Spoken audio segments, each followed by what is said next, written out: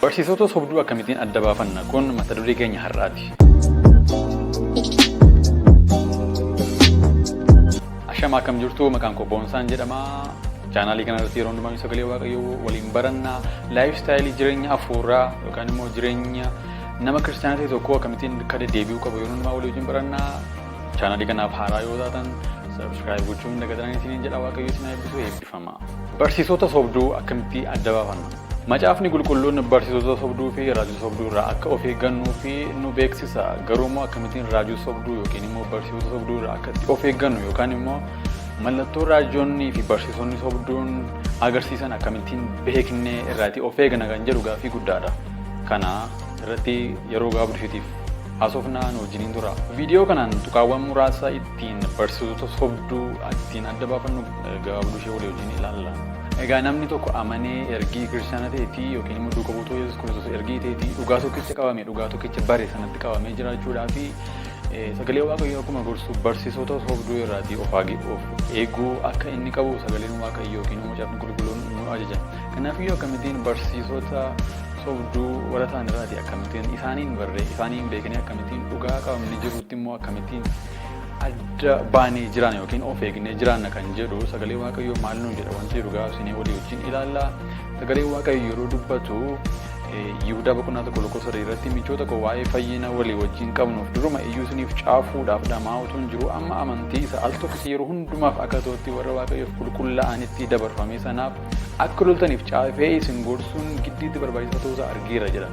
Kanaafiyyuu akkamittiin akka barsiisota sobduu yookiin immoo mallattoo isaan ittiin adda baafannu beeknu sagalee Waaqayyoo irraati maal akka jedhu beekuun dirqama nuti jechuudha. Kanaaf yoo kana goone amantii keenya jabeessinee Kiristoositti qabamnee amantii isa duraan nageenya isa baranne isa gara jireenya bara baraatti nu geessu sanatti qabamnee jiraachuu dandeenya. Akkasumas immoo ofii keenya oollee namoota kan biraa oolchuu waan dandeenyuu fi mallattoolee barsiisota sobduu ittiin adda baafannu gabaabsinee walii wajjin ilaalla jechuudha. Amma dhumaatti nu wajjiniin ta'a Waaqayyoo isin eebbisu. Nu qabxii inni tokkoffaan dhugaa xiqqoo soba baay'ee barsiisu. Mallattoon inni kun mallattoon barsiisota sobduun keessatti beekaman keessaa tokko dhugaa xiqqoo ishee itti makaniitu soba baay'ee barsiisu. Godha sagalee Waaqayyoo yeroo dubbatu warri Waaqayyoo malee jiraatan ayyaana Waaqayyoo keenya argachuun gadhiisatti jiraachuudha jedhanii yaada isaanii diddiiranii gooftaa kan Yesuus Kiristoosiin tokkummaa isaa gooftummaa qabus gananii lo'anii nu gidduu galan isaan kun wanta yakka isaaniitti mursiisu jalatti kana jalatti duraan dursanii caafamaniiru jedha Yihudaa boqonnaa tokko lakkoofsa 4 irratti. Kanaaf barsiisonni sobduun kun dhugaa fi soba wal keessaa makanii barsiisuu jechuudha. Akkuma ergaan Phexros lammaffaan boqonnaa 2 irratti haasa'u utuu irratti hin beekamin dhugaa fi soba wal keessa makuudhaan dhugaa fakkaatanii soba jalaan immoo baay'ee isaaniitu lallaboo jechuudha. Sagalee Waaqayyoo yeroo dubbatan jarri kuni utuu irratti hin beekamin dhugaa isa ta'e amma namarraa kaachisanitti namatti dubbatu jechuudha. Kanaaf immoo dhugaa baay'ee soba itti makanii soba hedduu dhugaas itti makanii akkasuma jarri kuni dhugaarra nama kaachisuudhaaf dhugaa hundee isa ta'e macaafa qulqulluurraa nama kaachisuudhaaf fi utuu irratti hin beekamin namatti lallaban namatti dubbatu jechuudha. Kun mallattoo guddaa ittiin barsiisonni sobduun ittiin beekaman keessaa tokkodha. Macaafni qulqulluu yeroo dubbatu lammaffaa Phexros boqonnaa 2 lakkoofsa 1 irratti akkuma raajonni sobduun saba sana gidduu turan akkasumas barsiisonni sobduun isin gidduu hin jiraatu. Isaan warra utuu irratti hin beekamin barsiisa wanta amaname irraa kaachisee nama balleessu fidanii goofticha isaan fure iyyuu gananii ofii isaanii irrattis badiisa ariifachiisaa fidanidha sagalee Waaqayyoo. Mallattoo lammaffaan nuti barsiisota sobduu ittiin adda baafannu gadhiisitti jiraatu yookaan akka feeteetti jiraatu. Ergaa Yihudaa boqonnaa 1 lakkoofsa 4 irratti yeroo dubbatu jarri kuni nu gidduu lo'anii warra lixanidha. Garuu immoo akka feeteedha jireenyi isaanii gadhiisitti jiraatu jechuudha. Adaba hin qaban yookiin immoo piriinsiipilii jireenya isaaniif hin qaban sagalee Waaqayyoo yeroo dubbatu warri Waaqayyoo malee jiraatan ayyaana Waaqayyoo keenyaa gadhiisatti jiraachuudha jedhanii yaada isaanii diddiiranii gooftaa keenya Yesuus Kiristoos isa qubummaa isa gooftummaa qabus gananii lo'anii nu gidduu galaniiru. Isaan kun wanta yakka isaaniitti mursiisu kana jalatti duraan dursanii caafamaniiru jedha. Kanaaf mallattoo nuti barsiisota sobduu kana irratti arginu keessaa tokko gadhiisitti jiraachuudha akka malee jiraachuudha of to'achuu dadhabuudha jechuudha. Namoonni akkasii kun akka feetee jiraatu cubbuutti qabamanii jiraachuun isaaniitti waayyoo hin fakkaatu. Sababni isaas ayyaana Waaqayyoo akka waraqaa ragaa yookaan immoo akka eeyyama ittiin cubbuu hojjetaniitti fudhatanii ittiin jiraatu waan ta'eef jireenya gadhiisii jiraatu jechuudha.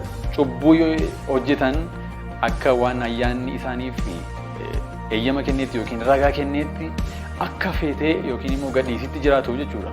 Ayyaana Waaqayyoo keessa jiraachuu jechuun gadhiisitti jiraachuudha jedhanii waan yaadanii fi cubbuu hojjetaniif qalbii jijjiirrachuu hin beekani. Gadhiisitti jiraachuu isaaniirraan kan ka'e hafuurri qulqulluun isaan dhiisee waan deemuu fi sammuu isaanii isa hadoodeenii obboloota gidduu lo'anii galaniitu akka feeteetti jiraatu jechuudha. Ofii isaaniis dogoggoranii namoota warra kaanis warra Waaqayyoon sodaatanii jiraatanis dogoggorsuudhaaf yaaluu jechuudha. Walumaa galatti Waaqayyoon sodaachuu wanti jedhamu isaan keessa hin jiru. Sababiin isaas ayyaana Waaqayyoo akka waraqaa ragaati yookaan akka eeyyamaatti fudhataniiru waan ta'eef kun mallattoo ittiin barsiisonni sobduun ittiin adda baafannu keessaatti tokkodha. Sadaffaan ayyaana Waaqayyoo gatii dhabsiisu. Ayyaana Waaqayyoo jechuun wanta nuuf hin malle wanta nuti gatii kamiyyuu kaffallee argachuu hin dandeenye garuu immoo karaa gooftaa keenya Yesuus Kiristoos isa nuuf ta'e tola karaa amantii isa nuti arganne jechuudha. Kanaaf jarri kun ayyaana Waaqayyoo gatii dhabsiisuudhaan beekamu. Kun mallattoo warra barsiisota sobduudha. Kanaaf iyyuu ayyaana Waaqayyoo gatii dhabsiisu ayyaana Waaqayyoo akka waan gatii hin qabne akka waan akkasumatti gatiinsa salphaateetti fudhatu jechuudha. Ayyaanni Waaqayyoo garuu gatiinsa salphaa otoo hin taane gatii kamiyyuu kaffallee gatii kamiyyuu wanta kamiyyuu hojjennee gatii wanta nuti argachuu hin dandeenyu qajeelummaa nuti argachuu hin dandeenye garuu immoo Waaqayyoo akkasiin tola gatiinsaa cimaa waan ta'eef namoonni biyya lafaarra jiraatan kamiyyuu gatii kamiyyuu yoo kaffalan argachuu waan hin dandeenyeef Waaqayyo akkasumatti tola waan nuuf kennan. Warri kun ayyaana Waaqayyoo jala jirraa kanaaf wanta barbaanne wanta yaanne yoo goone wanti nu ruku kamiyyuu hin jiraatu. Sababni isaas nuti al takkaa fayyine bara baraan immoo hin jiraannaa jiru yookiin immoo once saved forever saved jedhanii yaadu jechuudha. Kun garuu wanta dogoggora barsiisa bu'uura hin qabne barsiisa dhaloota baay'ee nyaatudha jechuudha. Kanaaf iyyuu kun mallattoo ittiin barsiisota sobaa ittiin adda baafannudha jechuudha. Abboommii Waaqayyoo jala jiraachuu hin barbaadan ayyaana Waaqayyoo keessa jiraachuu hin beekan. Sababni isaas akka feetee yookaan gadhiisatti jiraachuun isaaniif ayyaana Waaqayyoo gatii dhabsiisuun akka barbaadan jiraachuudha yookiin immoo abboommii Waaqayyoo jala jiraachuu dhiisuudha. Kun isaaniif akka barbaadan ta'anii jiraachuun isaaniif birmadummaadha jechuudha. Afuraffaan of dhiibu yookiin immoo of tuulu. Museen garuu namoota biyya lafaarra jiran keessaati gara laafummaadhaan nama tokkoffaarra turee jira. Macaafni lakkoofsa boqonnaa 12 lakkoofsa 3 irratti gara laafessa yookiin immoo hambilii isa jedhu jechuudha yookiin immoo gad of deebisuu jechuudha. Akkasumas immoo Yesuus Kiristoos foon uffatee nama ta'ee nu gidduu dhufee biyya lafaa dhufee waa'ee cubbuu keenyaatiif waa'ee dadhabbii keenyaatiif du'eetu hambilii ta'uusaa yookiin immoo gad of deebisuusaa yookiin immoo gara laafessa ta'uusaa mul'ise. Yesuus namoota hundumaa gara boqonnaatti waame kun hambilii yookaan gad of deebisuusaa yookiin gara laafessa ta'uusaa mul'isa. Barsiisonni sobduun akka aara gubateetti hin fakkeeffamu. Of jejuudhaan afuufame jechi jedhu macaafa qulqulluu irratti akkan inni ibsu amala barsiisota sobduu bakka buusetu haasa'a. Mallattoo guddaan nuti barsiisota sobduu irraa arginu akka qilleensa gubatee samii irratti hurku jireenya isaaniitiin hojii isaaniitiin of tuulu yookiin immoo afuufamoodha jechuudha. Akka seexanaa samii gubbaatti of afuufuu barbaadu. Hundumaa asii gadi ilaaluu barbaadu jechuudha. Duumessa gubbaa ol fagootti ol kaanitu namoota asii gadi ilaaluu barbaadu jechuudha. Kuni of tuulummaa yookaan immoo of afuufan akkasumatti of dhiibanii jechuudha. Lafa duwwaatti yookaan immoo iddoo waan hin jirretti akkasumatti ulfina barbaachuudhaa fi isa qilleensa irratti ofuma akka qilleensa gubatee of gubbaa sana of kaane jechuudha. Phexros barsiisota sobduu akka burqituu madda hin qabneetti yookiin immoo akka hurriitti bakka buusee isaan haasa. Isaan kun burqituu madda hin qabnedha yookiin immoo hurrii bubbeen oliif gadi oofuu jedheetu dubbata. Qabxiin shanaffaan guutuu wangeelatti hin amanani. Barsiisonni sobduun akka haalli isaaniif mijatutti guutuu wangeelatti yookiin immoo macaafa 66 hin amanani. Kakuu mofaa yookaan immoo kakuu isa duraa dhiisanii kakuu haaraa qofaatti fayyadamu. Akkasumas kakuu haaraa keessatti macaafa tokko tokkotti hin fayyadamu. Macaafa Ibrootaa hin jibbu, macaafa Galaatiyaa hin jaallatu.